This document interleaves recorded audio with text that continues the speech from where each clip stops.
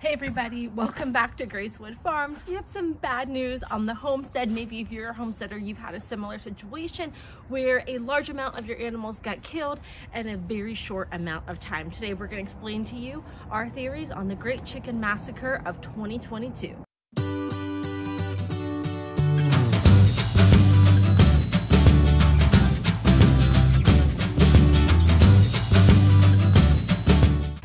Alright guys, so as Rachel said, we had a little bit of an accident here on the homestead. I came home from work, coincidentally on my birthday, and I always let the chickens out, usually in the morning. It was going to be the last time probably before a big snow that they could come out and enjoy the yard, eat some grass, bugs, or you know, what's left of the bugs. And I let them out in the yard that morning. Come home from work, and there are bodies all over the yard. I went through and did a count. I had 2 hens left in the chicken coop, a white leghorn and a white crested black Polish. That was it. Everything else, I had 4 missing chickens and I had 14 bodies here in the yard. So we got everything cleaned up, and the next morning, thankfully, our Rhode Island Red Rooster showed up, all beaten up, missing feathers. He showed up the next morning and was pacing outside the door with with a lone, untouched Mystic Moran. All right, guys, so this is all we have left of our flock. We had 21 birds in total, and we had 14 bodies out front laying around scattered throughout the yard, and 3 of them are still missing. So we're assuming something got them, obviously, but got them as in ate them. Yeah, got them as in ate them / they took off, don't know where they are, but and then something else ate them, who knows. The rooster here, Junior, he actually had a wound on his back, and as you can see, he looks fantastic. It healed really well. So we're thankful for that. But the bodies, let's go show them like how they were just spread everywhere. All right, so guys, a little bit of gore here. When I came home and found the chickens, you know, the bodies in the yard, there was no blood. So up here, there was a pretty good amount of them, most of them anyway. There were several just spread out up through here. I even found some, and like I said, it was completely random. There was a couple just up here by the trailer. Over here, there was some. I had a couple barred rock and a leghorn down here. Right behind the house in the backyard.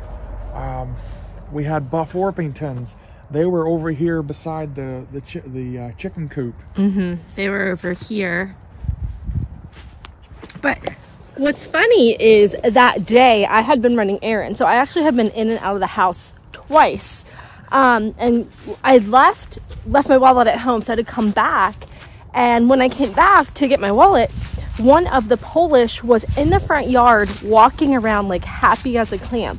You would not know that there was anything bad going on. She was like happy doing her thing. I was like, oh, how cute, you know, one of the chickens is in the front yard, whatever. So, and that was right around noon. So what we're thinking is these chickens were massacred in broad daylight sometime between like noon and maybe 3 in the afternoon, because that's what time James got home, and I was right behind him when I got home. So she was saying how she found a Polish, you know, outside in the front yard, just happy-go-lucky, whatnot. Well, I found her body out here in the front yard. When we got this batch of chickens, I had gotten 1 each for the kids. I was like, you know, it's their little pet, you know, whatever.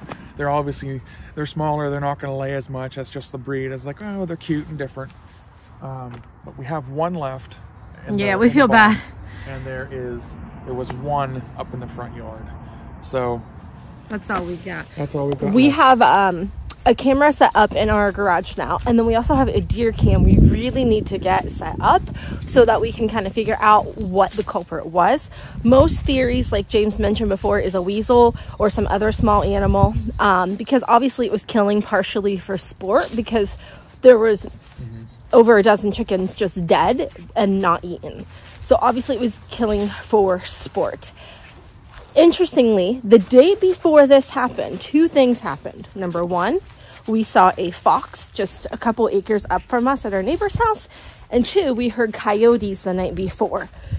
So we have ruled out coyotes because coyotes would have eaten more of them. Also, the bite marks would have been larger and there would have been more mess. Coyotes and dogs are ruled out for that reason, especially the size of the bite marks. However, we do suspect it could have been the fox that we saw the day before. Also because I just saw that fox a couple days ago, again, right up the road from where we live, less than half a mile away. So our guess is that it was a fox. Yeah, we're guessing that the fox had something to do with at least the 3 disappearances. However, like Rachel said, for sport, I don't know what would have killed for sport if it would have been, like I said, mink, weasel, if a fox would kill for sport, and in broad daylight too, right close to the house. I mean, you're, what, 20, 30 yards, not even from the house. So, yeah. You want to hold the camera now? The lesson that we learned through all of this is you probably need a livestock guardian dog. Yes. If you want to free range your chickens, or just realize that when you're out in the country, there is that risk when you free range your animals of that happening. I really don't know what we could have done to prevent it, aside from having a dog to free range. So that's it from Grace Wood Farms. That's your update. All right, we thank you guys for coming to visit. We look forward to seeing you again. Take care and God bless.